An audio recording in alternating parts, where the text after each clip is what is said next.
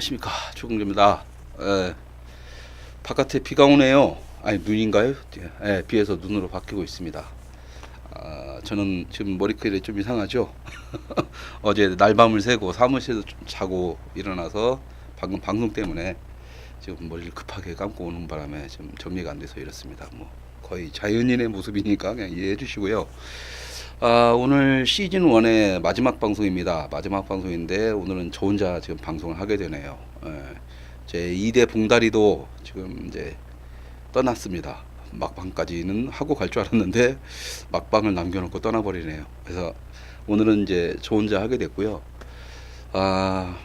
좀 이제 저 혼자서 이렇게 쭉 생각을 해봤습니다. 그러니까 마지막 방송이다라고 생각을 하니까 첫 번째 방송부터 쭉 봐왔는데 늘상 기준은 하나였던 것 같아요. 지금보다는 나은 영화판이 되길 바라고 현장 영화인들, 특히 젊은 이제 영화 쪽에 들어오는 젊은 영화인들이 뭔가 좀 좋은 환경에서 되길 바라고, 그래서 가장 중요한 게 영화판이 좀 바뀌길 바랬는데 아직 그대로고, 그래서 오늘 정확히 31회차가 되는 건데 특별방송 한 번까지 해서요.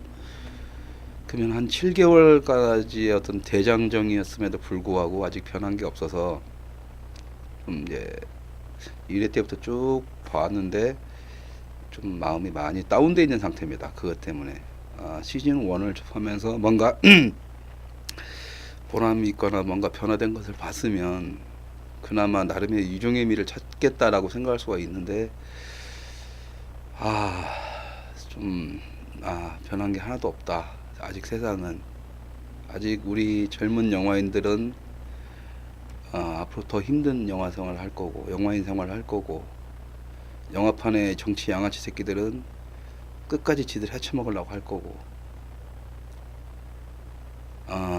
걔네들을 상대해줘야 될 다른 어떤 진영으로 따지면 다른 진영의 사람들은 아직까지 영화가 뭔지에 대해서 전혀 생각 자체도 없고, 영화인 스스로 일어날 생각도 없고, 관객은 변화할 생각이 없습니다. 그나마 이 방송을 통해서 한두 분이라도 변한 분들이 있다는 저한테 연락을 했었고, 그렇구나라고 해서 심각하네요라는 말을 했었고, 그분들이 씨앗이 돼준다라면 그나마 약간의 어떤 이 방송을 했던 보람은 있을 것 같습니다. 1회 때 제일 처음에 시작했던 게 영화는 미래를 장전한 무기다라는 주제로 했었습니다. 그래서 그게 이제 스페인 영화였던 노벤버라는 영화에서, 아체로 마녀스 감독의 노벤버라는 영화에서 맨 마지막에 나왔던 대사입니다. 예술은 미래를 장전한 무기다라는 말을 제가 인용을 했죠. 근데 저는 예술은 미래를 장전한 무기다라는 말을 저는 믿지는 않습니다. 왜? 예술은 미래를 장전할 필요가 없이 예술은 독자적인 자기의 길을 가는 사람들이라고 생각하는 사람이기 때문입니다. 그렇지만 영화는 다릅니다. 영화를 붙였을 때는 정말 미래를 장전한 무기입니다. 영화는 그 안에 예술도 녹아들고, 산업도 녹아들고, 사상도 녹아들고, 정치도 녹아들고, 모든 것들이 다 녹일 수가 있는 부분이 있습니다. 우리나라는 하필 다른 것 다 떼놓고 나서 아주 저급한 천민자본주의와 지독한 80년대 철진한 정치 사상만이 가득했기 때문에, 그래서 우리나라 영화는 개판 3분전이 된 건데, 이 두 가지만 바뀌면 우리나라 영화는 할리우드에 버금갈 수 있는 최고의 영화를 만드는 나라가 되지 않을까라는 게 제 생각입니다. 왜? 우리나라의 젊은이들은 엄청나게 많은 다양한 의식 속에 살고 있고요. 그만큼 확실한 자신들의 창의를 갖고 있습니다. 역사적으로 보면 그렇습니다. 하지만 지금은 아닙니다. 반만년 유관여사 웃기지 말아 버립시오. 지난 20년, 30년 동안 망가뜨린 이 빌어먹을 놈의 판을 다시 정상적인 판으로 돌리기 위해서는 100년, 200년이 걸릴 수도 있습니다. 정치판을 믿을 게 아니라 국민들이, 또 대중들이 우리 영화의 힘을 믿으라는 게, 지금 한국 영화의 힘을 그 거품을 갖다 다 빼버리셔야 되고, 젊은 이제 시작하는 영화인들은 독자적으로 자신들이 살 길을 만든다는 개념을 가지 않는 이상은 지금 이 한국 영화판 대기업, 그러니까 CJ를 비롯한 대기업들이 독과점을 이루고 있고 관객의 볼 권리를 스스로 빼앗기고 있고 영화인들은 자신의 창작력을 억제당하는 이런 상황에서라면 한국 영화는 갈 길이 없습니다. 쓰레기밖에 양산될 수가 없습니다. 네, 그렇습니다. 좀 기분 좋게 시즌 1은 기분 좋게 가고 싶었어요. 그래서 제가 시즌 1을 끝으로 할지 시즌 2를 할지 아직 정하지는 않았습니다. 그러니까 시즌 2를 한다라고 마음속에는 지금 다짐은 하고 있죠. 왜 그러냐면 제가 관객분들, 시청자분들한테 재밌는 영화 얘기는 못했던 것 같아요. 정말 영화의 뒷얘기들, 재밌는 얘기들이 많고 영화와 그 영화를 만들게 된 뒷 배경의 영화들, 영화 같은 이야기들 같은 것들 싹 묶어서 얘기를 하면 정말 괜찮은 방송, 재미있는 방송을 만들 수 있을 거라고 생각을 했었어요. 그래서 했는데 30회를 쭉 보다 보니까 영화 얘기만 한 것은 딱 한 번밖에 없더라고요. 그래서 좀 아쉽다라는 생각이 들었죠. 제가 제 얘기하는 건 둘째 치고 이제는 대중들이나 시청자들이 몰랐던 좀 이제 다양한 얘기를 좀 이렇게 재미있는 얘기를 좀 해볼까 해서 시즌 1은 이제 내가 정치적인 얘기, 한국 영화판의 지저분한 얘기, 영화계의 정치판 양아치 새끼들, 막 문성근 개새끼 소새끼 욕하고 뭐 누구 개새끼 소새끼 욕하고 CJ 이 새끼들 다 말아먹어야 된다 막 욕하고 했지만 정작 중요한 거, 내가 영화인인데 왜 대중들한테 그 영화의 즐거움을 전달하지 못하고 있나. 어차피 지금 져야 되는 현실은 내 무게라고 봤을 때 대중들은 그런 현실을 굳이 알아야 될 필요도 없는데, 어떻게 보면 시즌 1에 지금 오늘 첫 막방까지의 방송은 뭐였냐면, 어떻게 보면 저는 이제 대중들한테 한국 영화판이 이랬습니다라고 얘기를 했더라고 했지만 알고 보니까, 지나고 보니까 대중들보다는 지금 이 나라에서 영화를 하겠다고 하는 미래 영화인들한테 얘기를 하고 있다는 느낌이 강하게 받았습니다. 그래서 시즌 1을 좀 빨리 정리를 하고 싶었어요. 그래서 뭐 제작진 쪽에서는 아직 후반부가 제가 시즌 1을 막을 내렸을 때 다음 방송 스케줄이 없기 때문에 그 방송 스케줄 만들 때까지만이라도 시즌 1을 하자라고 했는데 제가 그냥 30회에서 그냥 딱 잘라 달라고 얘기를 했고요.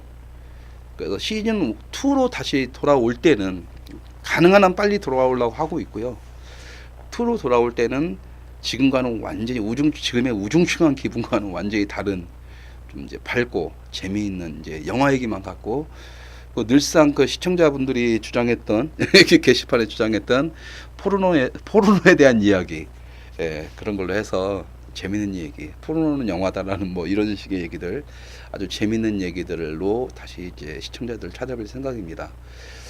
그러니까 30회를 끝으로 해서 시즌 1을 마감한다고 하니까 할 말이 별로 없더라고요. 너무 많이 했고 해봤자 또 반복되는 이 얘기고, 또 중간에 뭐 시즌 1에서 첫 번째 봉다리는 말도 없이 장난치는 놈이었고, 두 번째 봉다리는 막 지 얘기 다 했던 놈인데 혼자서 하려니까 그것도 답답하고 갑자기 외로워요. 지금 추워요. 날씨도 눈 내리고 스튜디오가 좀 조명들이 환하게 밝혀지는데 좀 춥습니다. 마음이 추워서 그런지 어떤지 모르겠는데, 그래서 오늘은 마지막이니까 여기 방송국에서는 막 즐거운 분위기를 해달라고 했는데 이상하게 슬퍼요. 그냥 여기서 술 한잔 놓고 시청자분 한 분 지금이라도 오실 수 있는 분 오시면 같이 술 마시면서 그냥 노닥거리면서 이제 영화 얘기나 좀 하면서 자연스럽게 방송이 막이 내렸으면 싶은 그런 마음까지 생기고 있습니다.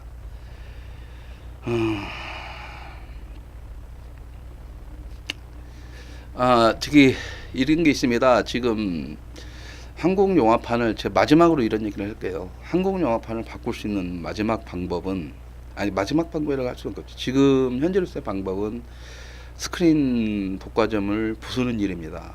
그러면 어차피 재구조조정이 일어날 텐데, 영화계에도 지금은 구조조정을 대비해서 언젠가는 부서질 텐데 이 구조조정을 대비해서 지금 영화계 정치 양아치 새끼들은 벌써 준비를 다 해놓은 상태입니다. 만약에 구조조정이 된다 하더라도 이놈들이 다시 영화계를 장악하면 다른 건 다 모르겠습니다. 어차피 영화 한다는 놈들은 자기가 영화하기 위해서 밑에서 똥꾸녕 할지만 지들이 선택한 팔자니까 뭐라고 할 수는 없을 것 같습니다. 저는 제가 이렇게 말하는 거하고 상관없이 지들이 그 길을 택했다면 저는 어쩔 수가 없는 부분이라고 생각하는데요. 관객분들 여러분들의 볼 권리를 언제까지 그런 식으로 빼앗기고 계실 건지 저는 묻고 싶습니다. 스크린 독과점의 가장 기본적인 문제는요, 관객들의 볼 권리를 뺏겼다라는 겁니다. 관객분들은 보고 싶은 영화를 뭐 극장 가서 재밌게 본다고 생각하지만 잘 생각해 보십시오. 여러분들이 정말 보고 싶은 영화는요, 그 어느 극장에도 안 걸립니다. 설국열차가 천만까지 가게 된 이유는 설국열차밖에 볼 영화가 없기 때문에 그런 거죠. 설국열차하고 더 테러라베의 두 편이 극장에 전부 다 걸려 있었을 때 관객들은 도대체 뭘 볼까요? 가을이면 뭐 잔잔한 멜로물로 보고 싶고 뭐 이런 것도 싶고, 나는 헐리우드 영화 싫으니까 유럽 영화도 보고 싶고, 한국 영화도 맨날 깡패 나오거나 코미디 말고 좀 잔잔한 거, 예전에 뭐 그 약속 같은 영화도 보고 싶고 없습니다. 관객 여러분들은 여러분들이 선택한다고 하지만 모든 시스템은 관객 여러분들 바보로 만들고 있습니다. 일단 CJ에서 배급사 투자사에서 그 역할 캐릭터하고 상관없이 시나리오가 나오면 이 시나리오를 자기들 관객들 입맛이 아니라요, 자기들 눈높이에 맞춥니다. 충무로에서는 기본 룰이 있습니다. 무조건 중학생 정도, 10살 정도의 시선에 맞춰야 됩니다. 그게 기본적인 흥행 코드입니다. 여러분들이 40살이 됐든 30살이 됐건 여러분들의 시선을 갖다가 15세로 낮춰버리고 있습니다. 일단 만들 때부터. 자, 그렇다면 만들었습니다. 만들어서 극장에 걸고 싶어요. 하지만 그때 다시 배급사나 뭐 극장주들이 뭐 하면은 가서 얘네들이 권력을 갖고 있기 때문에 지들 영화가 우선입니다. 아무리 좋은 영화 필요 없습니다. 이 새끼 마음에 안 들어 죽여버려. 관객들이 아무리 보고 필요 없습니다. 홍보를 안 하면 되니까. 자기 영화만 뒤죽다 홍보하고 설국열차 막 50% 60% 걸어버리죠. 언론 플레이 연락에 때립니다. 몇 수십억씩 하면서. 관객들은 재밌다라고 보죠. 물론 재미있는 사람도 있겠죠. 분위기 그렇게 만들어냅니다. 평론은 막 시네21이니 뭐 잡지에서 돈 좀 처먹여가지고 걔네들 좋게 평 써주죠. 막 어렵게. 그럼 관객들은 아무리 재미가 없어도 좀 뭐 잘난 놈이 그랬다면은, 아, 이거 왠지 재밌어야 되고 내가 이걸 이해를 못하는구나. 영화가 그냥 재미없으면 재미없는 건데, 아, 내가 저 영화를 이해 못하고 있구나. 대중 여러분, 관객 여러분, 시청자 여러분, 여러분들이 보는 시선, 그게 바로 정확한 영화 보기입니다. 영화가 쓰레기 같은 느낌이 들었으면요, 그 영화는 쓰레기입니다. 평론가 마구 필요 없어요.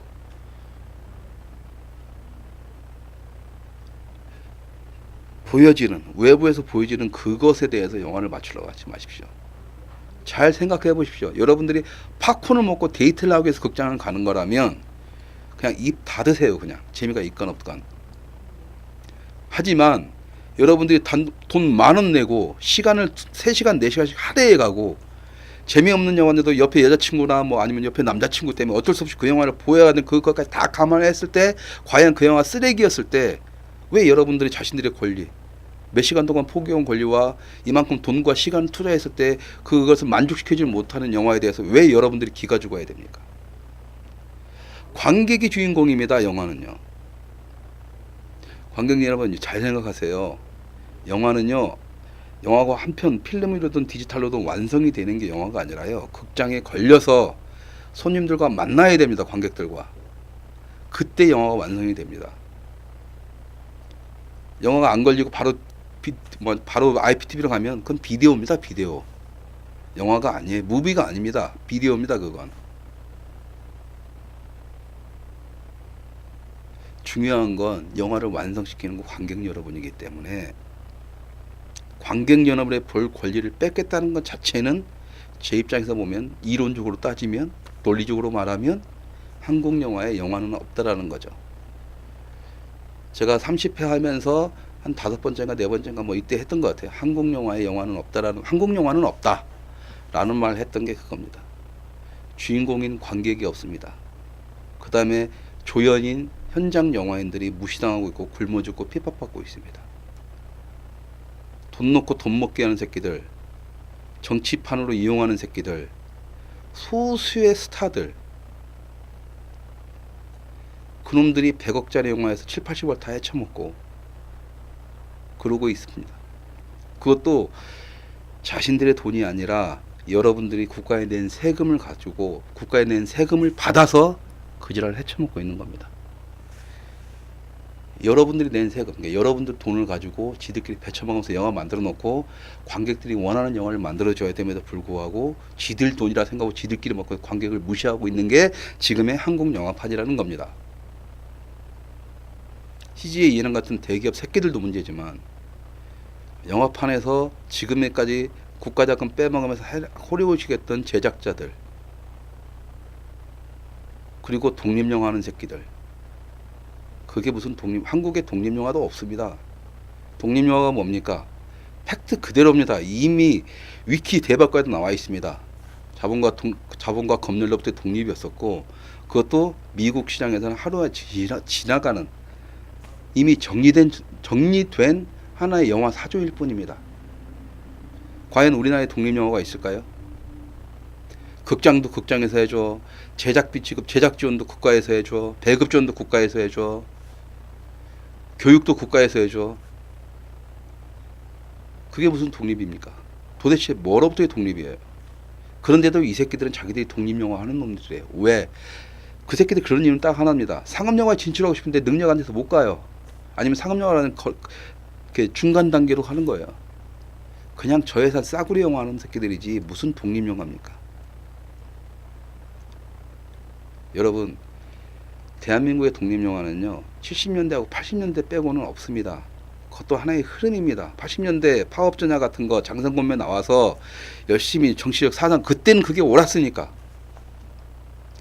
온갖 핍박을 받으면서도 학교 돌아다니고 몰래 암지에 돌아다니면서 1대1로 사람들 만나고 이 영화를 보여주고, 그게 독립영화입니다. 지금은 8, 90년대, 80년대 그때 독립영화를 했던 사람들이 정치인이 돼가지고 한국영화판에서 한국영화 발전을 위하겠다고 하는 게 아니고요. 그동안 자기들 그렇게 괴고생한 거 이제 이참에 본 좀 뺏겠다, 본 좀 뽑겠다고 그냥 국가도 날로 먹는 새끼들입니다.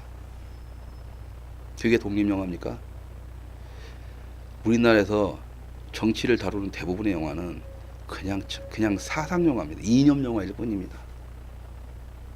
독립영화 아닙니다. 우리나라의 독립영화는 죽었습니다.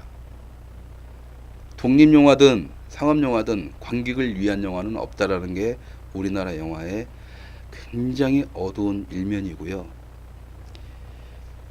제가 이 30회 동안 하면서 늘상 주장했던 게 관객들이여 깨어나라 하고 현장 스태프들이여 일어나라, 두 가지였습니다.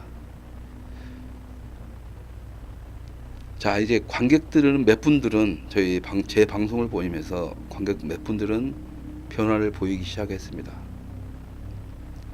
하지만 현장 영화인들은 아직까지도 정신 못 차리고 있는 것 같습니다. 계속 사기나 치고 다니고 계속 양아치 짓이나 하고 다니고, 내가 영화인이 아니고 관객이었으면 철원이 한국영화가 망하지 개새끼들 하면서 한국영화의 미래를 완전히 버릴 정도로 가고 있습니다. 저도 지금의 한국영화판은 정내미가 뚝뚝 떨어집니다. 하지만 저는 영화를 하고 싶습니다. 그래서 이렇게 싸웁니다. 정말 우리가 원하는 영화판, 그리고 영화인들이 정말 죽든 살든 어차피 뭐 관객들이 외면 받으면 죽어야 되는 게 우리 영화인들의 삶이니까요. 하지만 그렇더라도 언젠가 후대한테 알려줄 수 있는 자기만의 스타일의 영화 한 편 만들고 죽는다라면 저는 그나마도 값어치가 있다고 보는데, 그런 사람들이 지금 영화판에 보이지는 않는 것 같습니다. 아무리 노크를 하고 뭐 해도 지금 한국 영화판의 내부의 균열이 이루어지고 있음에도 불구하고 살기 위해서 어디 쪽에 붙어야 될까 눈치만 보고 있는, 뭐 이해합니다. 이해하지만 그런 놈들 치고 과연 뭐가 될까요? 세상은 분명히 바뀌어오고 있다라면 그 바뀌는 세상에 먼저 깃발을 꽂는 자가 제국을 건설할 수 있다는 것은 누구나 다 아는 거라면, 또 남한테, 대중들한테 자신의 의식을 전달시킬 정도가 된다면 세상을 바라보는 눈이 있어야 된다고 보는 거고, 그 세상을 바라볼 수 있는 눈이 없다라면 그냥 그 정치 양아치들, 한국 영화계 문화 권력들한테 자양분, 비료로, 퇴비로 쓰일 각오를 하시고 가시든, 아니면 한국 영화의 발전을 위해서라도 그냥 딴 일 하시길 바랍니다.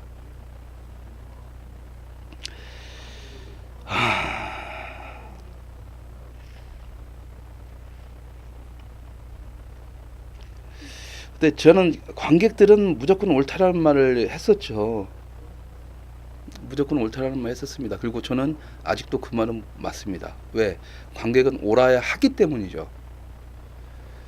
그리고 좋은 영화들은 분명히 우리나라 관객들은 문화적 수준이 있기 때문에 분명히 찾아냅니다. 이번에 그래피티 같은 영화들 또 대박을 쳤었고, 그 전에 컨저링이라는 공포 영화도 우리나라 최초로 해외 영화가, 공포 영화가 100만이 넘어가는 엄청난 경이적인 일이 있었었고요.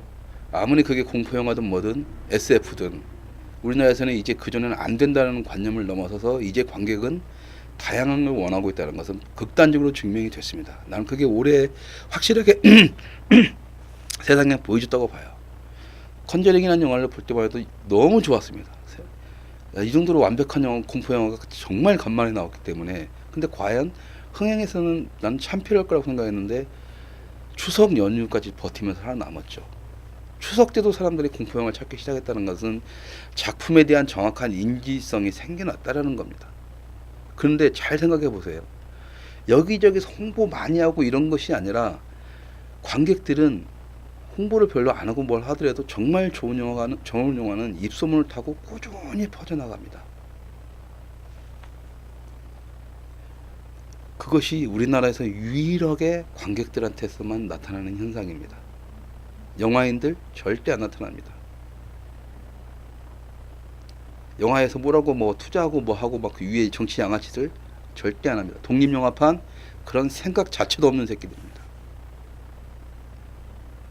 이제 초등학생들한테도 막시즘 가르치는 새끼들이 뭔 개념 있는 새끼들이겠어요. 하지만 유일하게 지금 관객들은 움직이고 있습니다.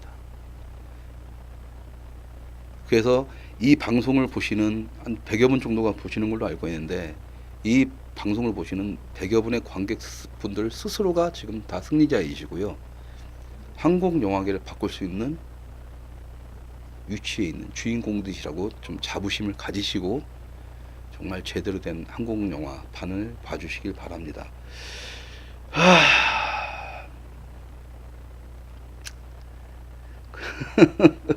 예, 친구 2. 예. 친구 2. 저는 안 봤으니까 할 말 없습니다. 안 봤으면 할 말 없는데 뭐 어쩌겠습니까. 그렇게 해도 해야 뭐 먹고 산다라면, 먹고 사는 사람, 상업영화 쪽은 그럴 수밖에 없으니까요.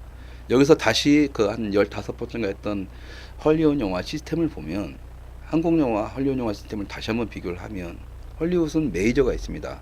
메이저가 있으면 메이저 밑에 마이너가 있고, 메이저가 마이너를 지원을 해주죠. 마이너는 다시 그 밑에 인디펜던트를 지원합니다. 인디펜던트들은 다시 또 그 밑에 이제 인디펜던트도 아니고 나처럼 이제 듣보잡이라는 어디에 속하지 않고 이런 사람들 찾아다닙니다. 그러면서 여기서 괜찮은 애들은 인디펜던트에서 골라내죠. 여기서 살아남는 애들은 마이너로 올립니다. 마이너에서 또 살아남는 애들은 그때 또 메이저로 가죠. 피터 잭슨이나 샘 레임이나 이런 감독들이 다 그렇습니다. 여러분들 잘 아시는 피터 잭슨 같은 경우만 해도 저번 주에 했던 고무인간의 최후라는 배드 테이스트라는 스플래터 영화의 원조를 만들어내고, 그 다음에 헐리우드로 딱 넘어가서 마이너에서 프라이트너 같은 영화를 만들어내죠. 안착을 합니다. 마이너에서. 그럼 딱 보면은 메이저에서 이제 얘는 상업 영화, 메이저 영화 해도 되겠네, 끌고 옵니다. 그렇게 해서 만들어낸 것들이 반지의 정이죠. 그러니까는 망할래야 망할 수 없는 시스템을 만드는 겁니다. 밑에서부터 차근차근 검증돼서 키우는 거죠. 피터 잭슨 감독을. 자, 그렇다면 그 이후에 또 어떤 감독들이 있을까요? 난 우리나라에서 유일하게 그 메이저의 정점에 올라갈 수 있는 감독은 난 김지훈 감독이라고 뽑습니다. 박찬욱 웃기는 소리 하지 마세요. 프랑스로 가라고 하세요. 봉준호 절대 헐리우드 언저리도 못 갑니다. 이번에 설국열차 300억 400억 들었지만 헐리우드 스튜디오에서 빌려가지고 외국 스태프들을 썼지 누가 그 새끼들 헐리우드 감독이라고 인정을 해줘요? 안 해줍니다. 누가 안 데려가니까 모양새 잡아주는 거죠. 누가? 정치 양아치 새끼들이. 봉준호는 거품 빠져야 본인한테 들어올 겁니다. 관객 여러분도 봉준호에 대한 거품은 걷어내시는 게 좋습니다. 한국영화판 한번 볼까요? 자, 제작자에서 돈이 없습니다. 제작자에서 시나리오 들고 갑니다. 투자사를. 투자사 영화 하나도 모릅니다. 야, 배우 누구 데려와. 어떻게 한번 해보려고. 금은학계. 배우 가져. 배우? 씨발 1억짜리도 안 되는 것들이 10억 달러, 5억 달러 그러죠. 줘야 됩니다. 왜? 투자 받아야 되니까. 그렇게 해서 영화 개판 만들었어요. 어쨌든 만들었어요. 그때 그 정도 되면은 이제 관객 여러분들은 다 소용 없습니다. 관객 여러분들에서는 소용 없어요. 왜? 투자를 받는 게 목적, 영화를 만드는 게 목적이 됩니다. 영화인들은. 이렇게 만들었어요. 마음에 안 들어요. 죽여버려요. 그리고 시나리오 딱 바꿉니다. 바꾸면서 야, 여기서 반미 무조건 들어가야 돼. 여러분 감기 보세요. 감기. 그런 국내 상황까지도 뭐 가지고 미군이 뭐 작전권을 한다. 그런 미친 말도 안 되는 짓거리를 심은 없습니다. 관객 의식 필요 없습니다. 지들 의식에 맞춰서 가는 거죠. 그리고 돈을 벌었습니다. 자, 천만 들었어요. 다 CJ나 이런 새끼들 극장이라든가 투자사들 다 먹습니다. 제작자 또 돈 없어요. 다음에 또 시나리오를 막 들고 똑같은 꼴 또 계속 당하는 겁니다. 그러니까 메이저도 없고 마이너도 없어요. 마이너가 살아날 수도 없고, 그러니까는 탑으로 가는 과정이 정확하게 관객들에 의해서 살아남고, 영화가 죽고 살아남고가 해서 하드 트레이닝이 돼서 최고의 정점을 찍어가지고 이 감독이 말 그대로 반지의 제왕 같은 영화를 만들 수 있는 어떤 최고의 관객들이 누구도 인정할 수밖에 없는 그런 영화를 만들어낸 게 아니라 없습니다. 우리나라 감독들은 철저하게 그 위에 딱 독과점을 이루고 있는 문화적 권력과의 어떤 조인이 일어나지 않으면 성공할 수가 없는 거죠. 이 방송을 보시는 젊은 영화인들 생각하세요. 여러분들이 정말 영화사 김지훈이나 봉준호나 이렇게 되고 싶으면 영화 잘 만들 생각하지 마시고요. 정치권에 빌붙을 생각을 하세요. 그 문화 권력에. 그러면 성공합니다. 시청자분께서는 김지훈에 대한 생각이 다르다고 하는데 생각은 다를 수 있습니다. 그러니까 저희가 영화를 만드는 사람에서 제 판단 기준 안에서 그렇다는 거지, 김지훈의 감독을 싫어할 수도 있고 봉준호 감독도 좋아할 수도 있겠죠. 제 방송을 보고 봉준호 매니아들은 저를 싫어할 수도 있습니다. 하지만 나는 최대한 객관적인 판단을 합니다. 저는 그렇게 생각을 합니다. 차승재 얘기는 또 뭐라고요? 아, 그렇죠. 우리나라에 어처구니 없는 영화 제작 환경이 만들어진 건 차승재의 공로가 크죠. 예, 예. 차승재하고 이춘현이라는 사람 또 있습니다, 여러분. 그 신의 이천이라고 해서 여고괴담 만드는 그 제작자가 있어요. 뭐 어떤 그 이춘현 뭐 차승재로 해서 했고, 차승재는 이미 이제 영화판에서 버려진 사람입니다. 뭘 해도 욕 처먹고. 근데 아직 살아있는 사람들이 남아있죠. 어차피 차승재는 뭐 끈떨어지는 거니까 신경을 쓸 필요가 없고요. 이제 같은 경우에는 일단 다시 반복을 하려니까 좀 힘들고요. 어차피 오늘 방송에 준비된 건 없습니다. 그리고 지금 계속 제가 정신없이 어제 야근 밤샘 작업도 하고 나서 지금 멍해 있는 상태라서 오늘 여러분들한테 최종적으로 이렇게 그러니까 제가 정말 소개해주고 싶었던 영화가 있었는데 예고편도 지금 다운 못 받았어요. 그래서 어떻게 할까 하다가 그냥 마무리를 그냥 짓고 하다가 제가 시즌 2를 하면 이런 느낌으로 하겠습니다라는, 아니면 그런 가짐으로 하겠습니다라는 어떤 그런 관점에서 꼭 소개시켜 드리고 싶었던 영화가 있었는데요. 그게 어떤 영화냐면 스타메이커라는 영화입니다. 그러니까 시네마 천국을 만들었던 주세페 트루나토레 감독이 만든 그 시네마 천국을 만들고 나서 한 3년인가 있다가 지나서 만든 영화인데요. 이제 여러분들은 막 다 시네마 천국 좋아하시잖아요. 막 뭐 음악도 좋고 막 키스 장면 막 여러분들 기억나시는 거 많은데 모르겠습니다. 저는 시네마 천국보다는 이 스타메이커라는 영화를 더 좋아합니다. 왜 그러냐면 이 스타메이커라는 영화는 내가 영화를 하게 만드는 원동력을 제공해준 또 다른 영화이기도 하고요. 그리고 내가 영화를 해야 되겠다라고 했을 때 어떤 영화를 해야 되겠다라고 했을 때 어떤 그 목표점을 준 영화이기도 합니다. 줄거리는 이래요. 이제 예고편 못 보여드리니까 제가 잠깐 설명을 드리자면 어느 마을에 컬럼비아 픽처스라 해서 뭐 헐리우드에서 한다고 하면서 이제 그 스타를 찾으러 다닌다고 하면서 이제 필름을 돌리고 영화를 만들겠다라는 어떤 사기꾼이 나타나요. 그래서 어떤 시골 마을에 왔고 시골 마을에서 필름 이렇게 카메라를 돌리면서 카메라 안에 인간 군상들이 다 나타납니다. 근데 그게 저는 제가 이 영화 일을 하기 전에 사진 일을 했었을 때 딱 그 느낌이었어요. 카메라 너머에서 보여지는 우리가 제가 저랑 만약에 여기 시청자분들이랑 저랑 만나게 되시면 지금 이 모니터 상으로 만나는 것과 실제로 만나는 것은 100% 다릅니다. 많이 틀릴 거예요.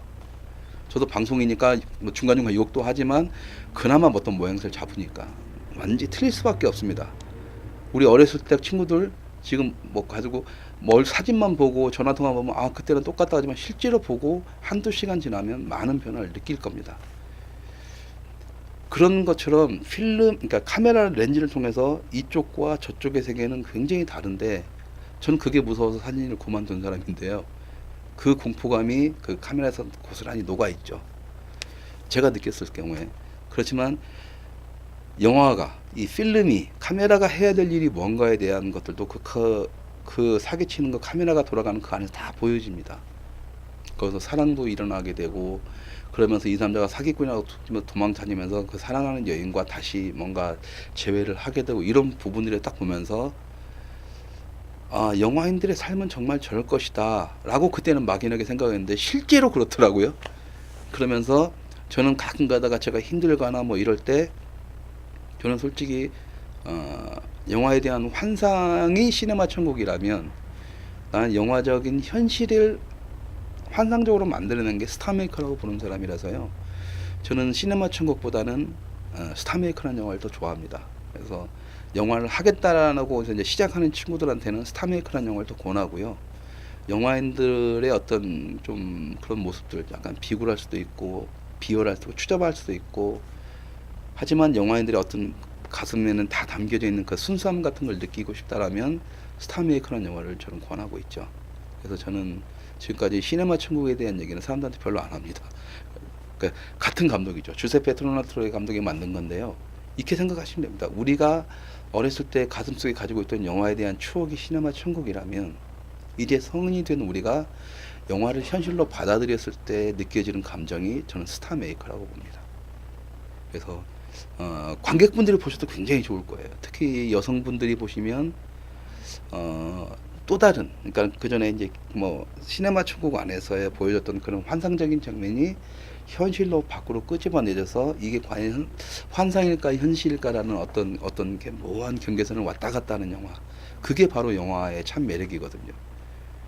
단 1분, 그러니까 이렇게 그래피티 같은 영화를 보면 단 1분은 에이 저거 말도 안 돼 어떻게 우주로 나가라고 이건 영화라고 생각을 하지만 1분이 지나면 그 1분이 현실로서 받아지면서 2시간이라는 동안 여러분들 관객은 현실적인 체험을 하게 되는 거죠. 그 중간에 어떤 감정에 넘어가는 이 선을 보여주는 영화가 스타메이커입니다. 그래서 관객분들은 꼭 그런 영화를 보시길 바라고요. 오늘 그 시네마 까망소리 시즌 1의 마지막 추천작입니다. 그리고 참 적당한 영화인 것 같아요. 그래서 시청자분들은 꼭 스타메이커라는 영화를 찾아보시기 바랍니다. 시청자분께서 김지훈 감독 같은 경우는 각본을 못 고르는 인간 완전 끝났습니다라고 하는데 김지훈 감독은 작가 출신입니다. 그래서 아마 고르는 게 아니라 본인이 직접 쓰는 걸로 알고 있고요. 예전에 최민식 때리고 무슨 뭐 별장에서 막 했던 그런 것부터 해가지고 이 시나리오를 썼는데 이것을 영화로 만들 감독이 없어서 그래서 감독이 입봉하게 된 감독이고요. 보는 사람 내기 아시죠? 손님 시청자분께 6001A라는 분이신데 한번 내기 하시죠 뭐. 과연 헐리우드에서 다음 차기작을 박찬욱이 먼저 찍을지 김지훈이 먼저 찍을지 저랑 한번 내기를 하시면은 답이 나오지 않을까. 만약에 제가 지면은 영화 판단하겠습니다. 이기면 가볍게 술 한잔 사주십시오. 예. 그렇습니다. 자, 하여튼 시즌 1은 우울하게 시작했습니다. 날씨도 우울해요. 지금 어둡고 눈발 내리고 바람 불고 그렇습니다. 저도 기분이 날새기 작업해가지고 지금 완전히 다운돼 있는 상태고 몸 상태도 그렇고요. 어쨌든 저는 방송 끝나고 또 아직 안 끝난 일을 좀 달려가야 되기 때문에 오늘은 방송을 좀 일찍 접고요. 시즌 1은 또 그렇죠. 긴 만남 짧은 이별, 이별은 짧을수록 좋습니다. 그래서 그동안 저희 시즌 1을 시청해 주신 분들께 너무 감사드립니다. 어떻게 보면 영화판의 지저분한 얘기와 숨겨진 얘기, 그리고 어떻게 보면 관객들을 무시하고 영화인들에게 보낸 얘기들만 해줬었는데, 그래도 오늘처럼 이렇게 방송에서 계속 이렇게 말씀을 해주시고요, 하는 분들한테 너무 고마움을 느낍니다. 그래서 그분들한테 고마움을 보답하기 위해서라도 빨리 돌아오겠습니다. 그리고 시즌 2에서는 이렇게 칙칙한 얘기, 여기 뒤에 백도 바꿔버릴게요. 제가 밝은 색으로 해가지고, 저하고는 안 어울리는 색이지만 밝은 색으로 해서 시즌 2에서는 재밌는 얘기, 뭐 포르노도 저는 영화라고 부르는 사람이기 때문에 포르노 얘기도 하고요. 그다음에 이제 뭐 아까 말도 안 되는 그 음모론 해가지고 맨인 블랙의 진실이든 뭐든 뭐 맨인 블랙은 실존했다 뭐 이런 식의 뭐 말도 안 되는 얘기들 다 해가지고 여러분들이 조금 저 새끼가 미쳤어요 막 이런 말이 나오게 지금 아주 재밌게 유쾌한 얘기들로만 가겠습니다. 말 자르겠습니다. 자, 시즌 1 마칩니다. 마치고요. 시즌 2에서 볼 때까지 관객 여러분, 시청자 여러분 건강하시고 감기 조심하시고요. 안녕히 계십시오.